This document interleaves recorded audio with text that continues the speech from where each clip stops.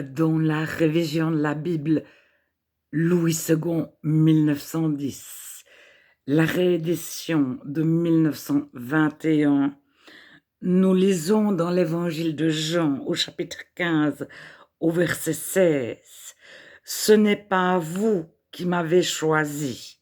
Donc c'est Jésus qui parle.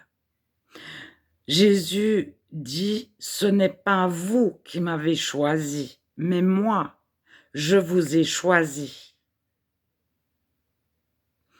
Et je vous ai établi afin que vous alliez, que vous portiez du fruit, et que votre fruit demeure, afin que ce que vous demanderez au Père en mon nom, il vous le donne. Ce que je vous commande, c'est de vous aimer les uns les autres. » Alors ça, c'est le chapitre 15. Il est à lire en entier. L'évangile de Jean, chapitre 15.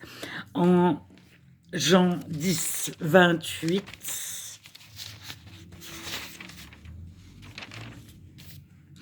Donc, c'est la parabole de Jésus et le bon berger. Donc, pas que celui qui a de la bonté, parce qu'il est la bonne porte. Les portes n'ont pas de bonté. C'est le juste berger, c'est celui qu'il faut le choisir, il n'y en a aucun autre. Jean 10, 28. Je leur donne la vie éternelle et elles ne périront jamais. Donc les brebis, c'est Jésus qui parle. Juste avant, il avait dit, mes brebis entendent ma voix. Je les connais et elles me suivent. Je leur donne la vie éternelle, elles ne périront jamais. Et personne ne les ravira de ma main. Ravira, ne les enlèvera de ma main. Jésus nous tient dans sa main. Et personne ne peut nous arracher de la main de Jésus. Certains disent, même pas nous-mêmes. On ne peut pas renier Jésus. Bien, c'est un grand débat. Alors, verset 29, « Mon Père qui me les a donnés est plus grand que tous, et personne ne peut les ravir de la main de mon Père. » Donc, au chapitre 10, Jésus dit que Dieu, son Père, lui a donné des brebis et que personne, il en prend soin, il les garde dans sa main et personne ne peut les ravir ni de la main de Jésus ni de la main de Dieu. Alors, en Jean 17, le chapitre 10, c'est aussi un chapitre à lire en entier. Jean 17, donc Jésus prie Dieu. Il y en a qui donnent un nom à cette prière, je ne sais plus. Mais donc Jésus s'adresse à Dieu juste avant de mourir. Il lève les yeux au ciel et il dit, « Père, l'heure est venue, glorifie ton Fils afin que ton Fils te glorifie, selon que tu lui as donné pouvoir sur toute chair, afin qu'il accorde la vie éternelle à tous ceux que tu lui as donnés. » Et je voulais juste lire le verset 12. « Lorsque j'étais avec eux dans le monde, je les gardais en ton nom. J'ai gardé ce que tu m'as donné et aucun d'eux ne s'est perdu, sinon Judas, afin que l'écriture fût accomplie. Et maintenant, je vais à toi. Et je dis ces choses dans le monde, donc dans le monde, qu'est-ce que c'est? C'est le contraire du royaume de Dieu. Mais enfin, il y a c'est les choses très matérielles, je dirais.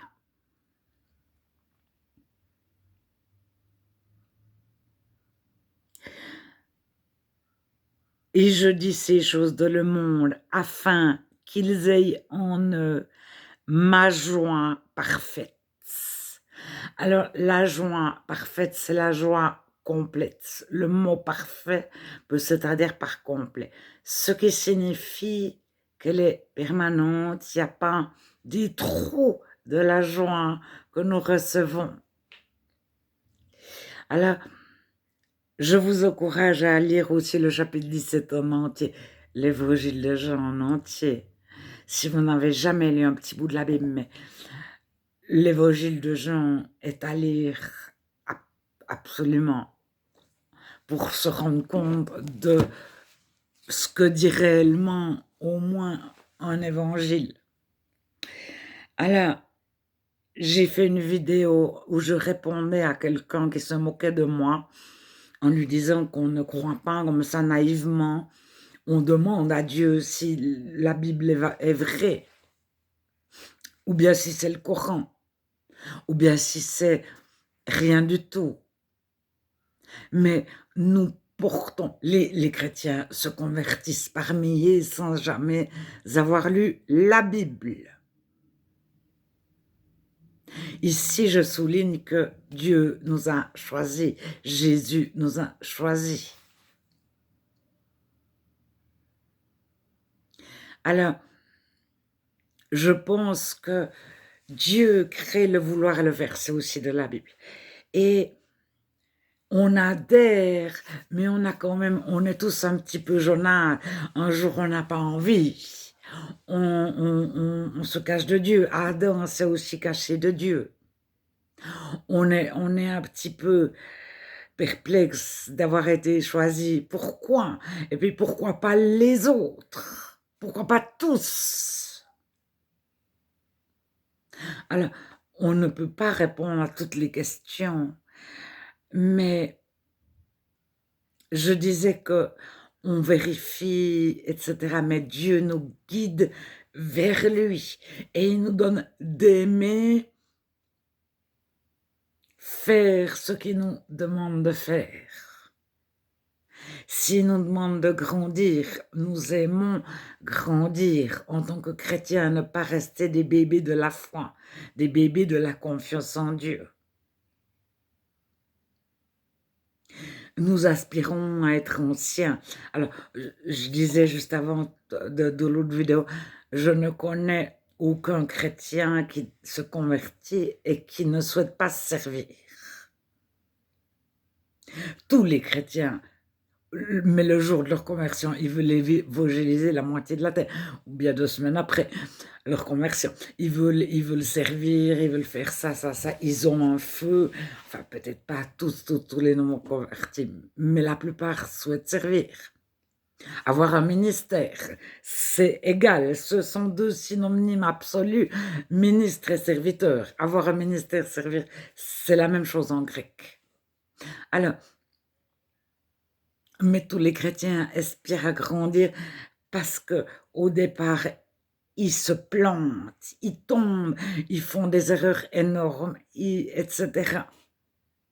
Et puis après, quand ils ont réussi 2-3 choses, etc., rien qu'à rester en communion avec Dieu, il y a l'orgueil qui arrive. Et puis il y a pourquoi être chrétien? Que faire en tant que chrétien? Et Dieu nourrit notre cœur de ses motivations. Ses voix ne sont pas nos voix. Ses motivations ne sont pas nos motivations. Et il nous fait adhérer à ce qu'il souhaite. Et on a une autre façon de réfléchir que les non-chrétiens.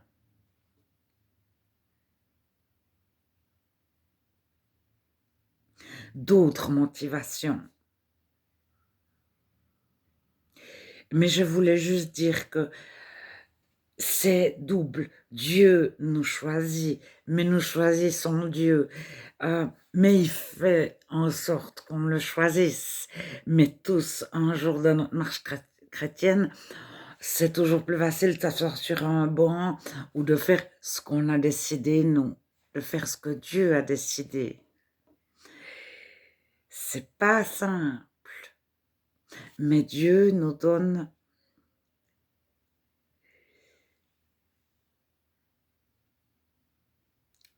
soif, soif